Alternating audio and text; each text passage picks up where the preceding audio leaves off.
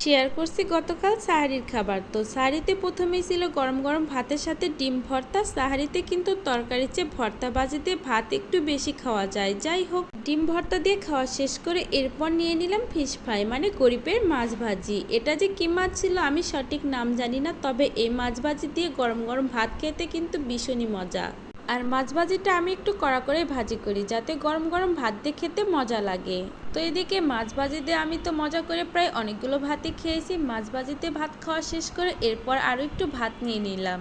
এরপর নিয়ে নিলাম আমার ভীষণ ভীষণ পছন্দের একটা খাবার, সেটা হলো শুটকি মাছ ভুনা, যেটা কক্সবাজার থেকে আনা হয়েছিল। আর এটাকে একদম রসুন দিয়ে ভুনা করা হয়েছিল। দেখতে পারছো কতটা লোভনীয় লাগছে। আর আমি তো ভীষণই পছন্দ করি শুটকি। আর এই শুটকি মাছগুলো একদম ঝাল ঝাল করে ভুনা করা হয়েছে রসুন দিয়ে। তো রসুনটা ভাতের সাথে মাখিয়ে শুটকি ভেঙে খেতে আহা কি যে মজা লাগছিল। তো আমার মতো কে কে শুটকি লাভার আছে অবশ্যই কিন্তু কমেন্টে জানিও। তো খাওয়া দাওয়া শেষ করার পর এরপর খেয়েছিলাম 2টা খেজুর। আলহামদুলিল্লাহ, গতকাল সাহারিতে এগুলি খেয়েছি। ধন্যবাদ।